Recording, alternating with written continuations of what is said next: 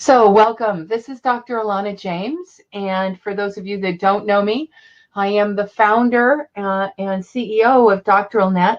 We are a professional development company that sells a system to universities. So most of you will be here as your university has bought you a subscription to what we do. And we are here to help make your graduate journey easier through lots of ways, but good content and systems that work. We were talking earlier that like all tech companies, sometimes systems don't work. So please don't hesitate to send us bug reports. We don't know until you tell us that something isn't working like it's supposed to. But hopefully that it happens far less than it could. So I always start with a quote, and I have two today. One is from Creswell's Research Design, Qualitative, Quantitative, and Mixed Method Approaches. John says, good sound research projects begin with straightforward, uncomplicated thoughts that are easy to read and to understand. And if you don't own a copy of Creswell's Research Design, Qualitative, Quantitative, and Mixed Method Approaches, I highly recommend it.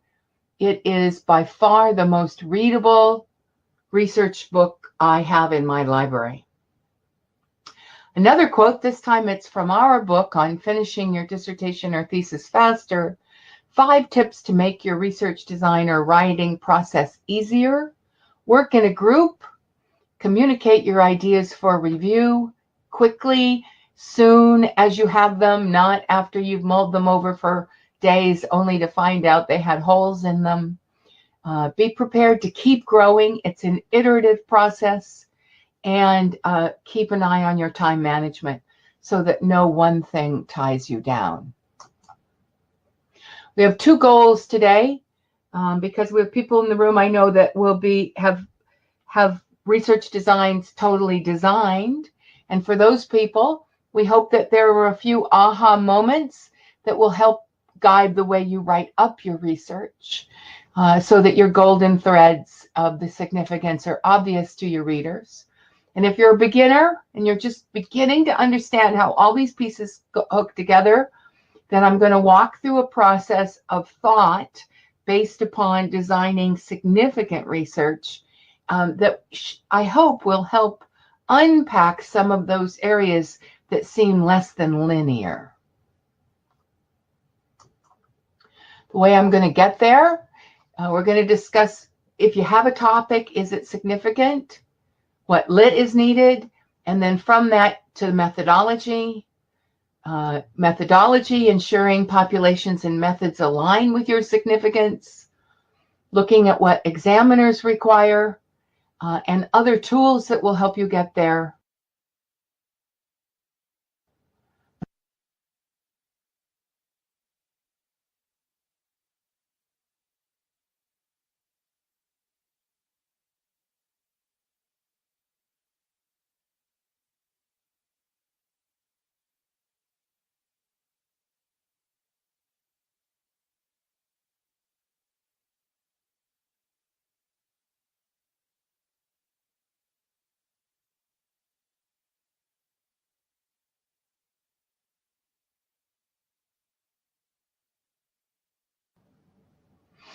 And then a little bit about theory and where it goes from there. And I was lost for a second, but I'm back. So, got a topic, and how is it significant? If some of you will have your topic given to you, as Adrian pointed out, and then you have to work with that. And some people who are supported by others go all the way through a design, go all the way through to the end of the research, and then have to write it up, trying to figure out how all these pieces went together. So, and even to add to the complexity of this story, if you're in the United States, probably you are in a research environment where they expect you, if you are designing your own research, to do it in a very lockstep sort of manner. They won't let you go forward before you have your proposal, etc. If you're in Europe or the rest of the world, probably you are allowed to go forward and actually collect data much earlier in the process. And what that means is that you can be at the end of your process and just figuring out some of these pieces.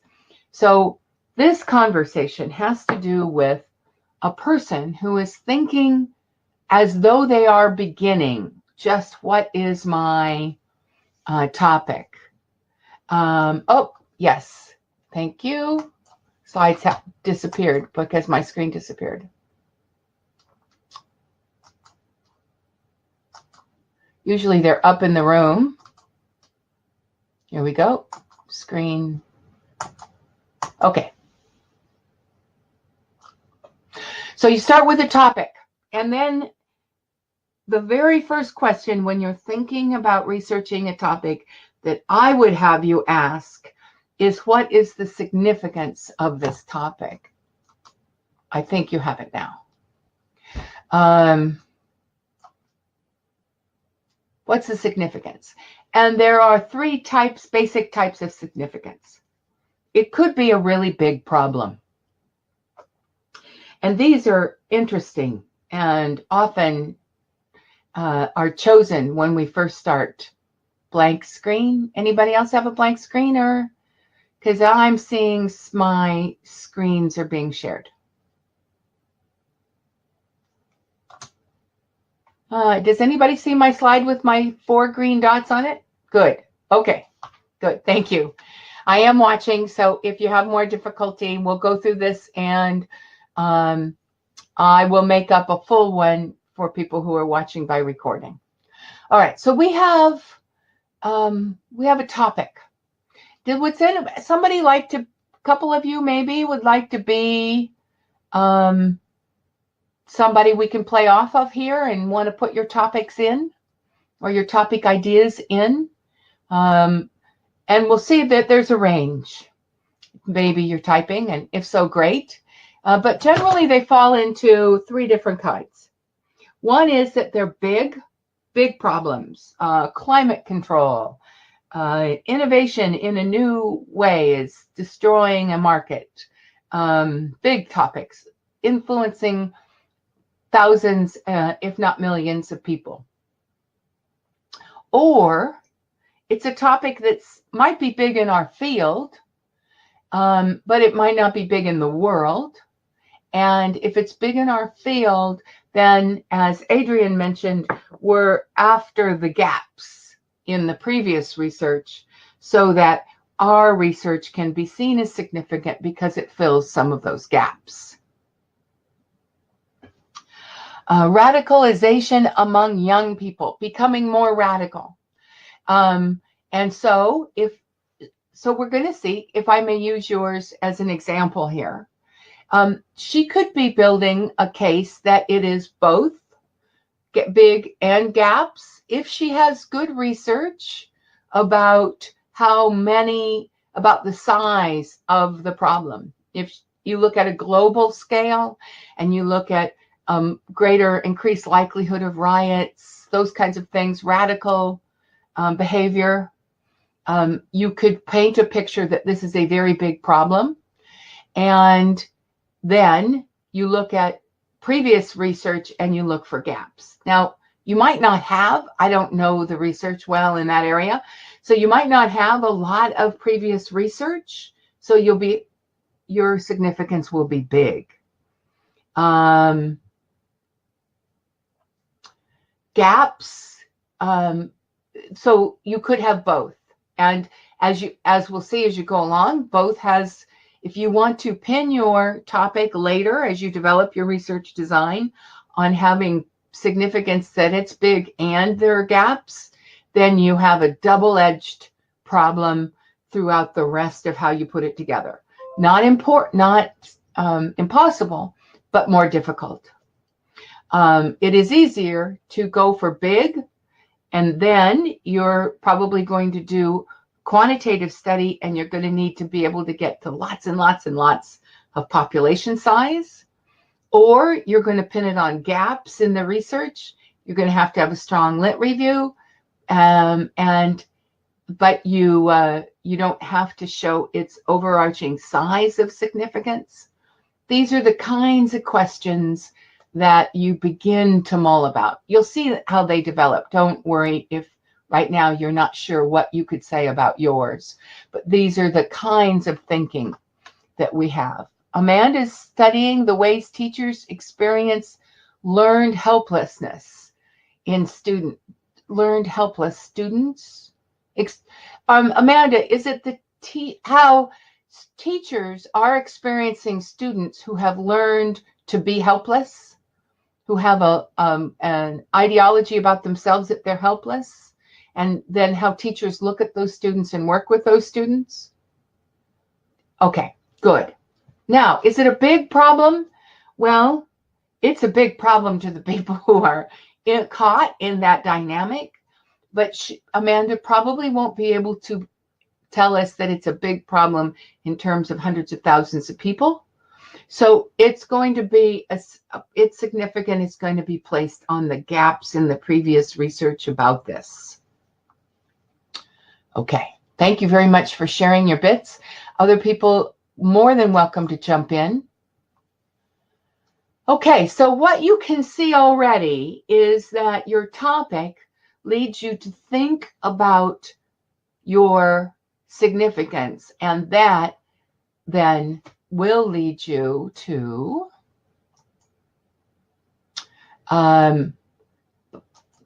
you have an idea about your significance. I just want to mention that some ideas may be very interesting but hard to study.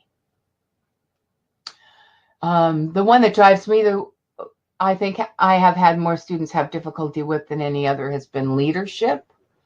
But anytime you think you want to prove causality, or you're going into something like bullying, politics, race, those three, you have to really work at not being biased. And it's very easy to alienate readers because of the way you say things. So they make them hard to study, and it makes them hard to have unbiased. Education is hard, and many of you will be educators. So this is said from the point, and I am an educator. So this is said from the point of view of other people looking at what we do, but it's true. Education is hard to research because the world that we live in is so complex. It's very difficult for us to have outcomes that are significantly different from each other. And then also, if you want to study the effects of the intangibles on life, our religion, our context, those kinds of things, very difficult. Now, that's not to say none of these things can be studied, but when you are studying these things, immediately you should put on a hat that there are other challenges that get in the way of your study being significant. Could be bias, could be that much is the same, could be overly complex. Sometimes hard to study topics can be done with less than usual methodologies. This depends upon your university setting, but narrative inquiry, autoethnography, comparative studies, and meta-analysis don't show up that much in your choice of methodological solutions to this research design situation, but they can be useful to somebody wanting to study one of these hard to study topics. And then we have some tools for you. So assuming that most of you are in a university that has been given Master's Net or Doctoral Net tools, I want you to be aware that when it comes to topic and significance of topic, these are good things to go check out the maps. And the way these links work is you sign into your site, whatever your university.doctoralnet site is, and then you cut and paste everything after the / onto your URL browser bar, and it will take you to the maps if you're a master's student, or if you're a PhD student, help you guided through the kinds of conversations that go much deeper into this area of how do you choose your topic and the things that go with it. And then over to the left-hand side of your control panel, and also if you follow that link, are the self-assessments. Almost everything I talk about today, you'll have a self-assessment you can go through. And this is for the people writing. The self-assessments have at the end of them criteria about how you should judge those ideas. And those criteria should be considered when you're writing up that particular topic. All right, so we've got our topic. We've thought about its significance. That's going to drive us into the lit. And the lit is going to take us to the methodology. So what does that look like? If you are doing a study that is significant because it's big, then you need to have literature that tells your reader just how big it is. So you might know in your heart that it's a socially important topic, but unless you can find numbers of people it impacts, growth rates, some quantitative evidence of its size, it will be difficult for you to pin its significance on big, and you should immediately shift your thinking to gaps.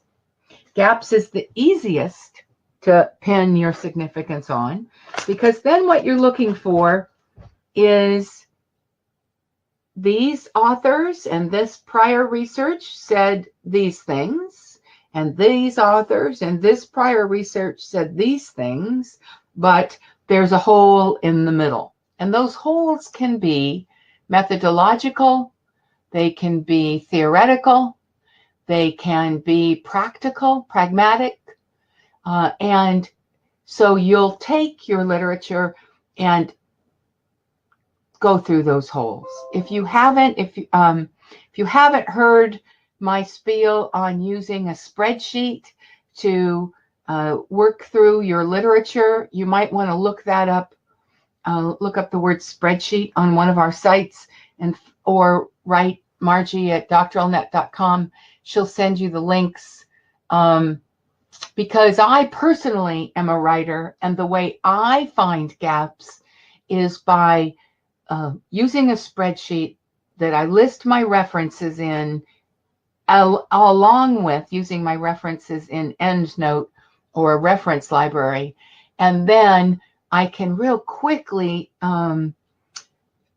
sort the notes in different columns and find the gaps. Of course, if you need both, then you need both. You need to have some quantitative evidence, and you need to find your gaps. Now, this slide is quite a bit of work. For most people, it's 3 to 6 months worth of pretty hard work because we have to have a significant number of pieces of lit. But it's right away easier if we keep our eye on the gap we're going for, or the significance we're going for.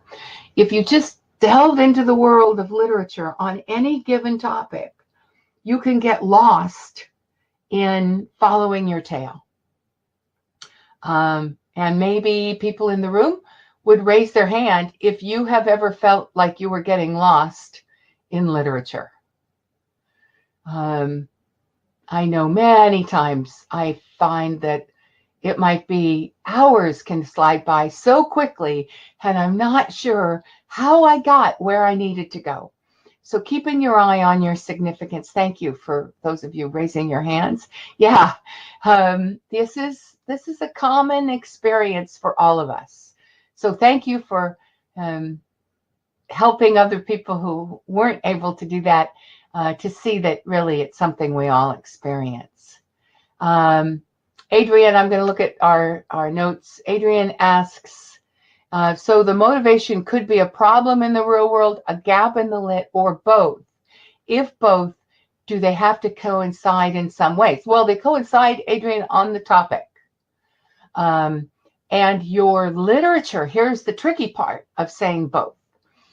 If you say it's both, then you have to design your lit review to point out the bothness of it, and your problem statement and your chapter 1 or your background also have to do a good job of pointing out both. And many times when you're going to examination, when you have a final product, if they have trouble with the significance of your study, it's because you haven't done a good differentiation in your mind between big and gaps and both. And when you have that clear, you write with more clarity and your examiners get it, and you won't have that much difficulty. Thank you for your questions. And Devona says, create a standard measure to evaluate perceived versus actual knowledge of the autism spectrum. Oh, that's very good. So your problem then, Devona, if I can iterate it in other words, I might say that you're studying the perceived versus actual knowledge of autism in African American culture. So then you have to create the standard to be able to evaluate that. Big equals, Adrian, good question. Big equals usually considered thousands, hundreds of thousands, millions of people. So big, like I said, climate change, big issues. If it's within a field of study, it's much harder to come up with the bigness of it. And so, but if you think it's big, before you can say it is significant because it's big, you have to pin it to quantitative evidence that other people agree, yes, that's big. Okay, we had a comment earlier about one of the most difficult things is finding the right problem. And this slide points out, and later on, I'll talk a little bit more about problem statements. But when you have your topic, your significance, and your literature in a flow where you can tell people, this is my topic, it's significant because it's big, or it has gaps, or both, and here's the literature to back it up, that's when you're ready to write your problem statement. When somebody asks you early on, what is the problem you're trying to solve? It can be misleading because you could have a problem and still not be clear on the significance of that problem, which is why I put significance a little earlier on. So a real problem with social relevance is big, yes. But Adrian, in the field of biology, not being able to measure something that has stopped them from going forward is big. In the field of mathematics, a previous hypothesis that's never been able to be proved is big. So big doesn't always have to have social relevance, but I'm a social scientist, and so I tend to use those kinds of stories first. Good. Anybody else have questions here? Is it making sense, this idea about putting the significance of your topic earlier up in your thought process than you usually see it? To me, you'll see later on, it will solve some problems. And this is the first problem it solves. You're asked, in the normal way of putting together research, you're asked for your methodology pretty early on. And if you don't have your significance pinned, you may run into a trap where you're studying, do I want to do it qualitatively? Do I want to do it quantitatively? Or do I want to do it mixed methods? Or what are all the small levels of those I would want to consider? There's another thought process that can take you months to decide. It will become much easier if you think about what you need from the significance. And here's how it works. if your problem is big and your literature is all about the size of the problem, the way the problem worked, it's quantitative literature, it's big populations, it's census material, those kind of things, then you have the option of going after a big problem with a gap. So this is a both, and you can give some qualitative evidence to a primarily quantitatively studied big problem. So for instance, I'm going to take climate change.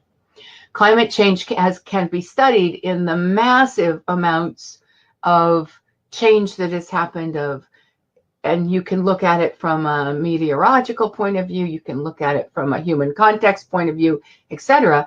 And one gap, which I'm sure is still probably a gap, is that the stories of people whose lives have been severely affected by climate change is yet coming up. So if you have a very big problem and there are gaps in the literature, a solution that we commonly see, at least in social science research, is that you go for the human story, and that both fills the gap and still allows the bigness of it to survive. If you're filling gaps, then your literature review needs to real clearly be aware of what was done before, because one of the gaps you might fill is a methodological gap.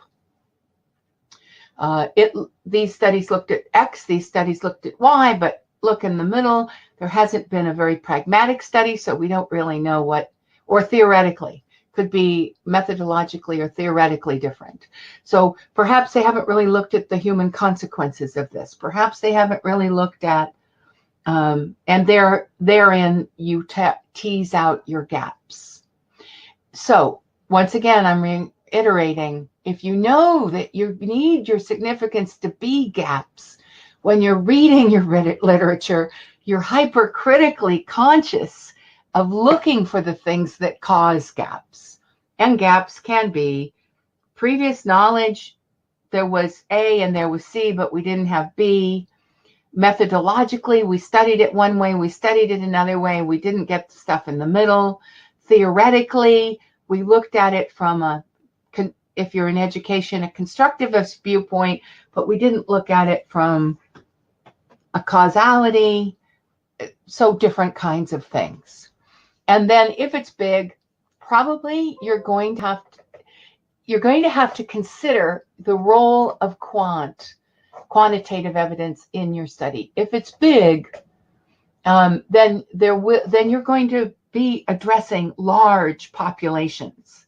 So how do you drill down from your population?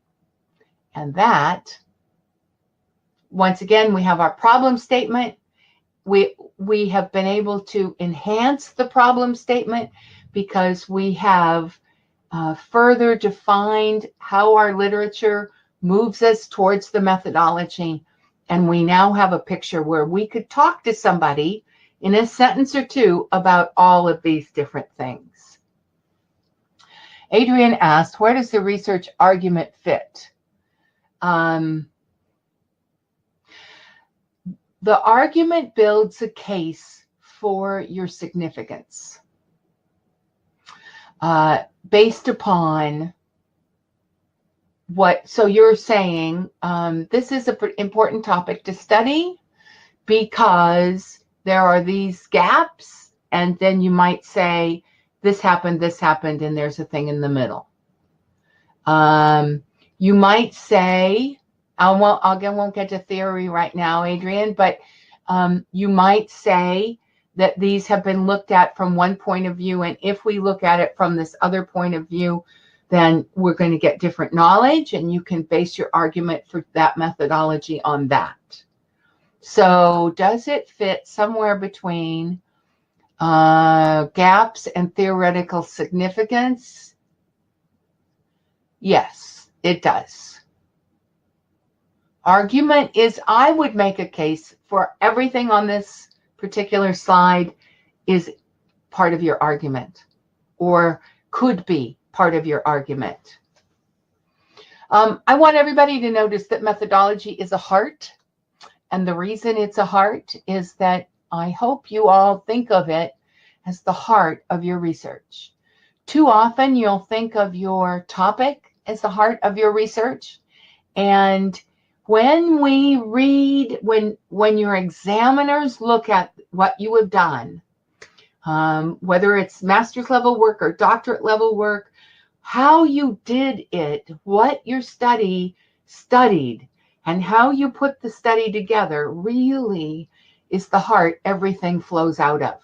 Your topic flows into it through your literature, and then your data collection, analysis, and results flow out of it. So consider the heart, your methodology, and it will subtly change how you put your ideas together, which you may find useful. It took me years of examining before I could understand that particular piece of importance. All right, so there's some tools here. If this little bit has been interesting to you, but you now know that you have to go back to your own study and figure it out, then the tools that we would suggest you want to look at are the Logic of Design tool, very important for this.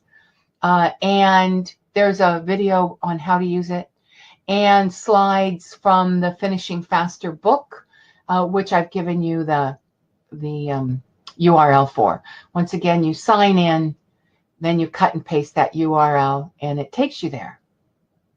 Okay, I'm going to stop before we go on to population methods and let other people ask questions if you have any. If you have a question, raise your hand so I know one is coming, and then I'll let you type. If you are just beginning, I am very conscious of the fact that these ideas may be a little hard to track in terms of your own research problem. So we're going to take the remade video of this and we'll make them into snippets. And within the month or so, snippets will ride on the top of your control panels, and you'll be able to click in and just see little bits of our webinars that you can remind yourself of. Because these ideas are dense. They're especially dense for people. And Adrienne says the research gap became clear to her after she sorted out how the gap and the methodology related to each other. And that's the essence of significance. So, yep, all in agreement. Okay, I didn't see any hands go up, so let's move on to now you have an idea about your methodology. So, if your significance is big, notice the lines here from the outside of the significance triangle and the methodology. Big, probably quantitative. Quantitative is in its nature better for getting a snapshot across large populations. When you already kind of know what the answers could be, and then you question large populations of people about those answers in one way or another. That's would be a survey, but it's the essence of quantitative research. Qualitative research those tools are really good if we have a population size of, I'm going to say under 20, depending. You could do focus groups, you could have more. And I actually worked with a PhD student once who had 600, but he was an overachiever. Qualitative takes a long time to do. By the time you put all the pieces together and your data analysis. So now you're getting into, this slide gets us into the nuts and bolts of this problem, because you have to ask yourself, and this is the next slide, you have to ask yourself some questions. Who can you get to with your population? Do you have access to big databases? Well, if your question can be answered from US Census, then yes, you do, because you have census data available to you. And you can drill down to it significantly locally versus nationally. You can do some interesting things. If you are part of a company and you have access to their databases, you can have some significance from size.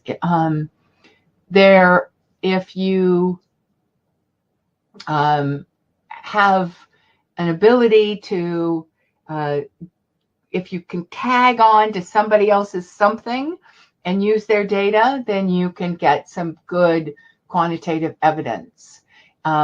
If your people you're working with at your university will allow the significance of your study to be on a smaller quantitative thing, and you can get a survey data of a couple hundred people, then that'll be fine as well.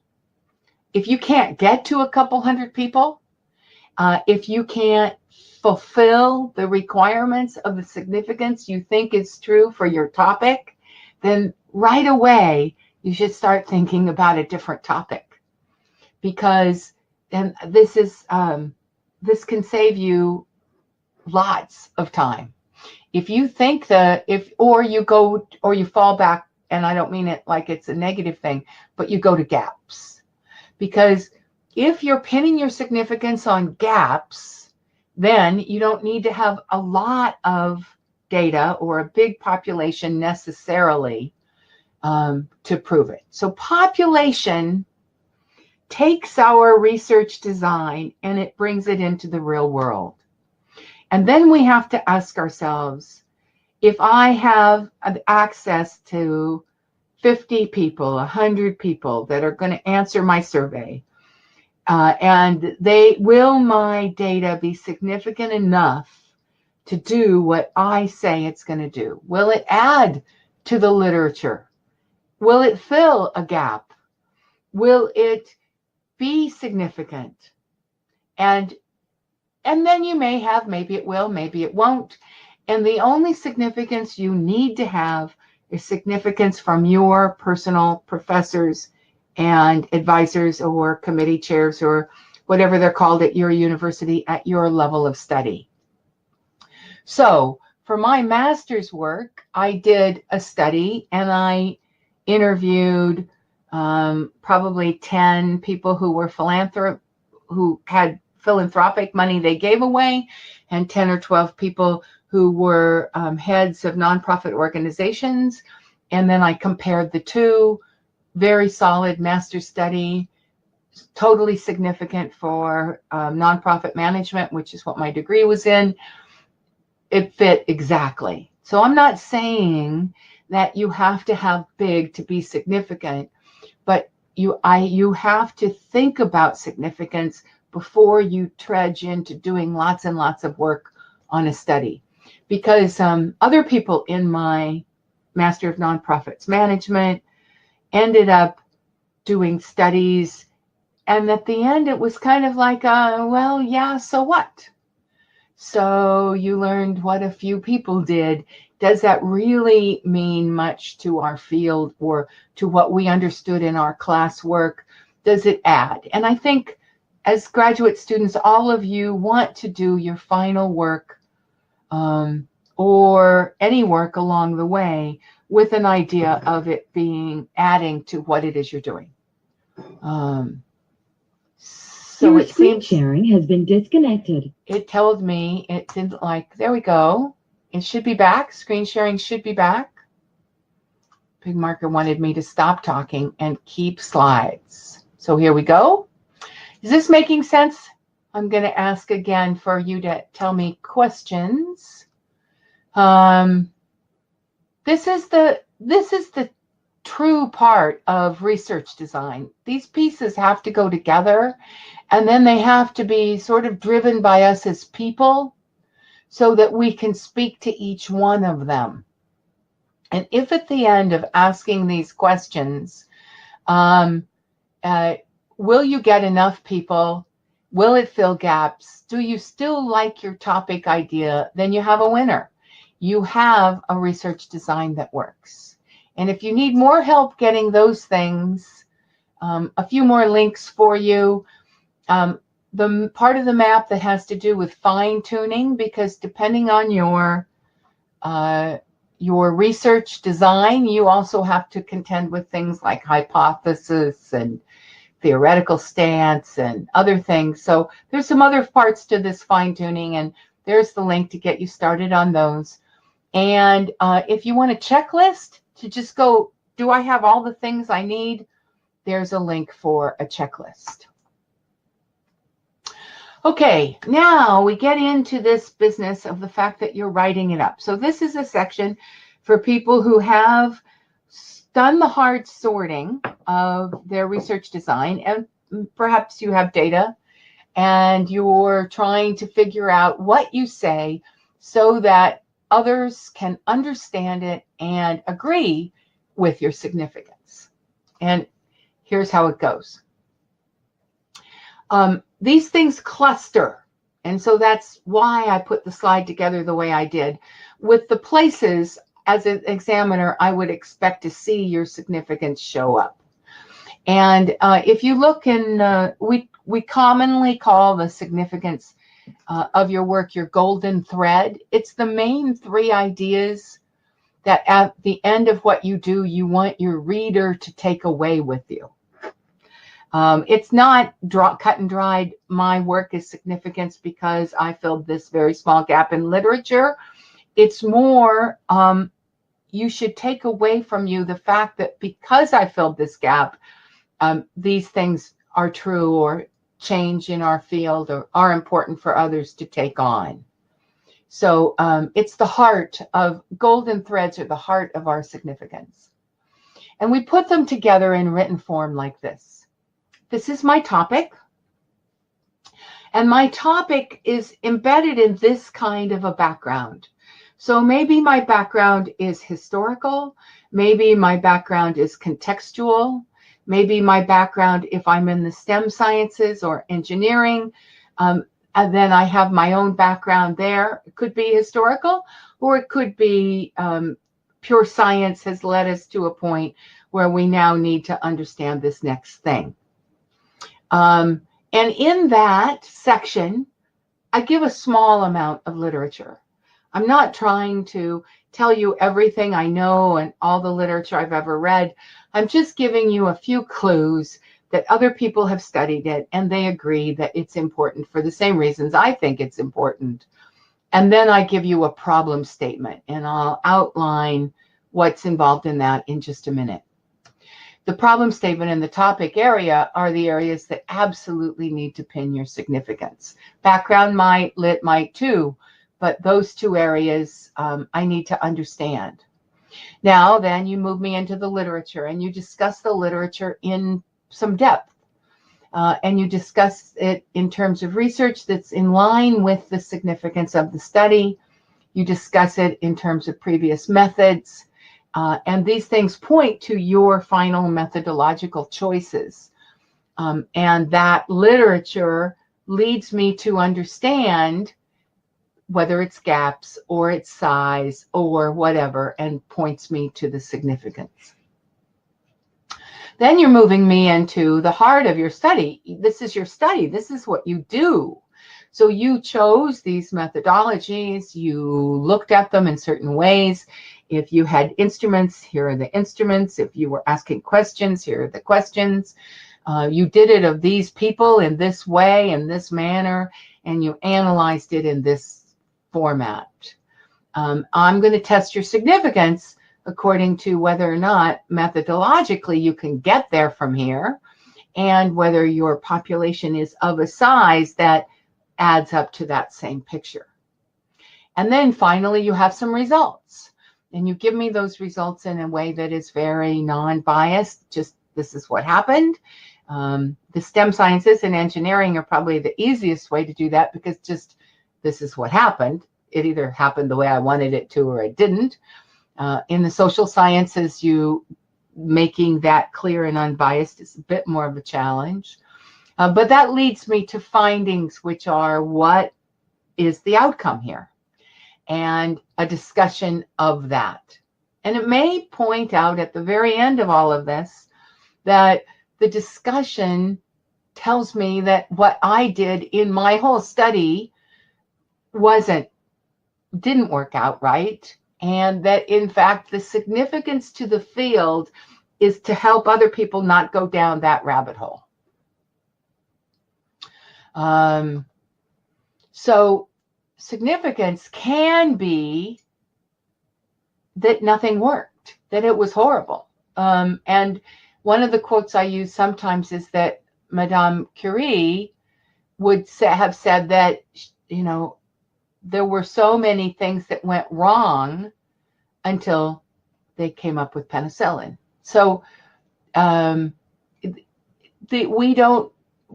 we're doing research, it doesn't actually matter at the end whether or not our research pointed to great stuff, big significance in the way we had hoped when we wrote and thought about it and started it, or a complete dud. It's still significant. And all the way through this, great things to do are the self-assessments, because they give you the criteria for each one of these pieces as an examiner looks at them. So just things to think about as you go along. Now we come to two sections. I'm going to talk about problem statements, and I'm going to talk about theory in a very short period of time, because these are topics that are much bigger than a few minutes, but I can't leave a conversation about research design without pointing to them and their significance. So, I've given you these with the link that leads you further in at the top. Problem statements are very difficult to write well. A good problem statement is a paragraph or two, and it outlines the lit. It tells us why your piece is significant. It leads us through the questions you're going to ask and the methodology you're going to do it with. It's your whole study wrapped up in a paragraph or two. So for those of you who are just starting this and you know how many ideas you have bouncing around in your head right now, you can see how getting it to a short but sweet and easy to read paragraph is difficult. It links to important literature, backs up and solidifies the need as a problem or the significance of your work. It may not, your work, if depending on what field you're in, actually may not be a problem, but the significance of your work.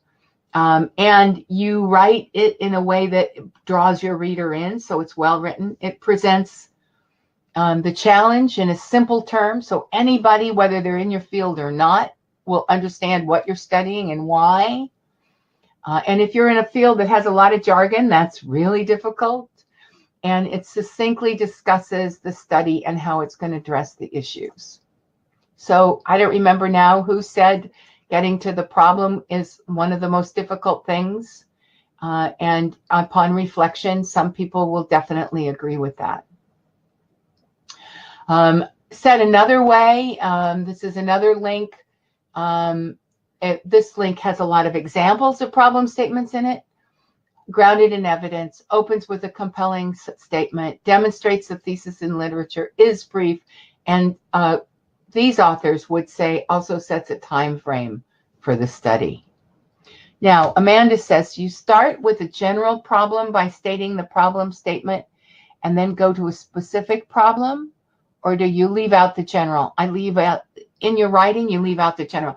This is actually, Amanda, your question is a very good question for everyone about every stage of this.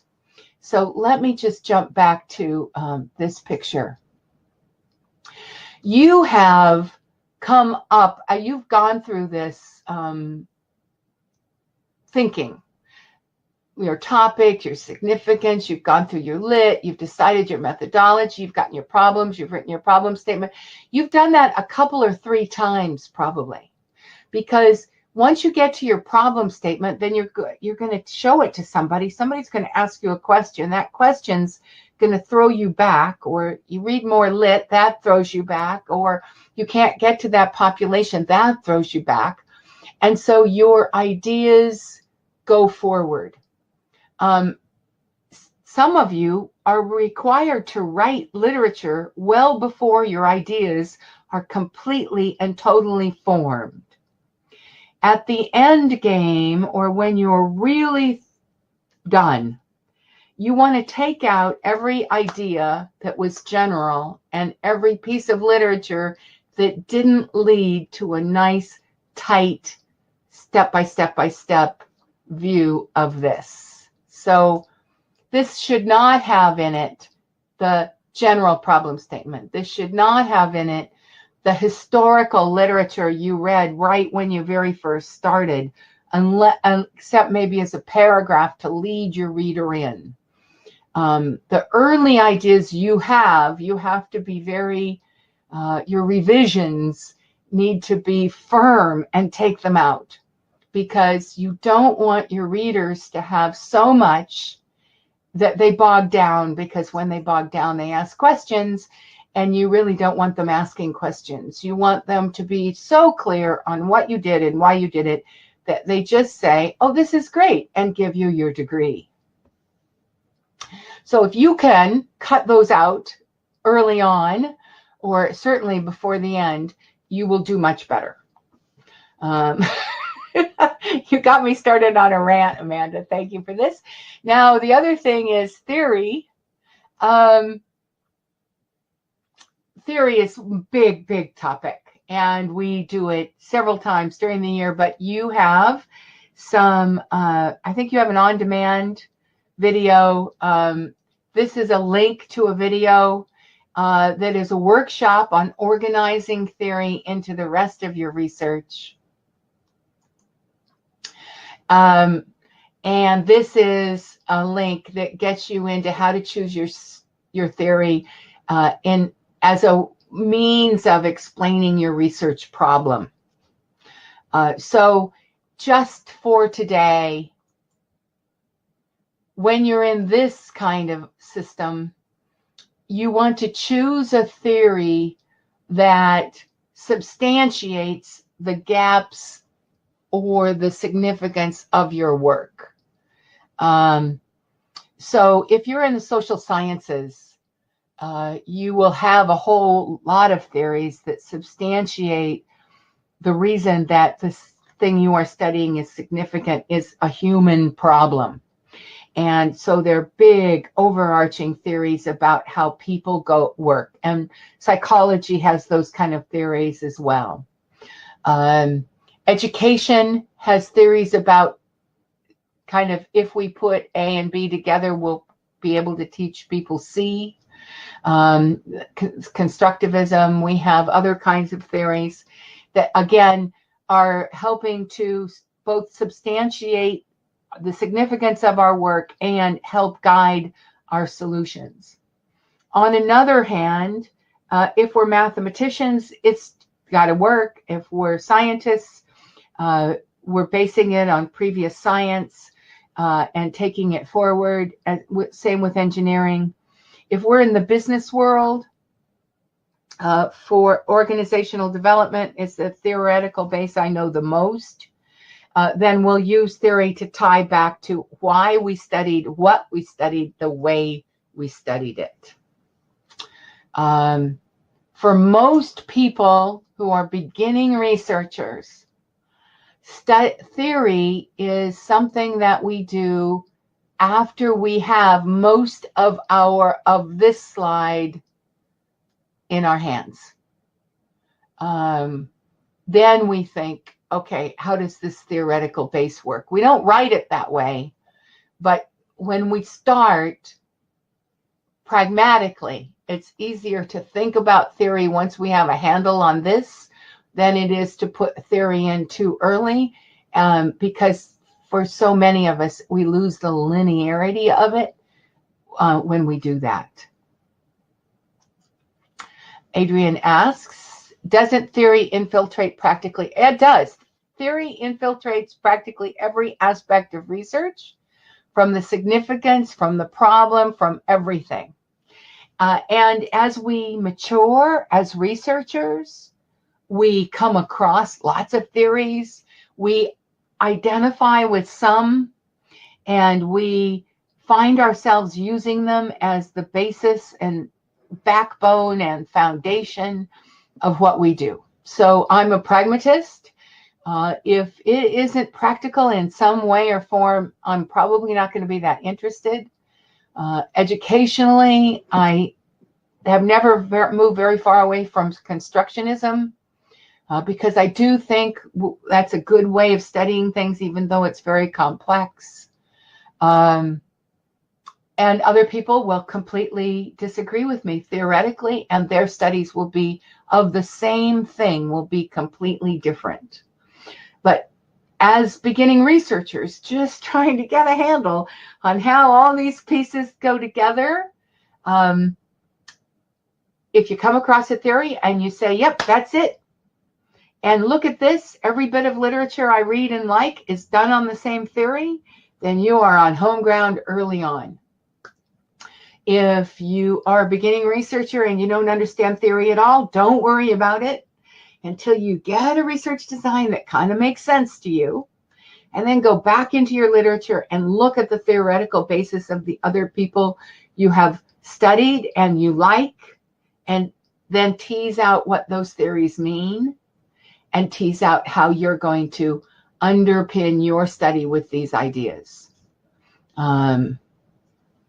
Colored glasses through which we approach design and interpret your research. Absolutely. It's our colored glasses, and we have to be able to look sometimes with clear lenses before we can put the colored glasses on and have them make sense. Now, there's a lot of people in the room. I just want to say tool-wise that there's the box sets are part of your package. They're under your resources link, and they give you a lot of stuff at one time. There is a box set on designing research, and if you're a master's student, there's a box set on research and academic writing together. So go to those for more information.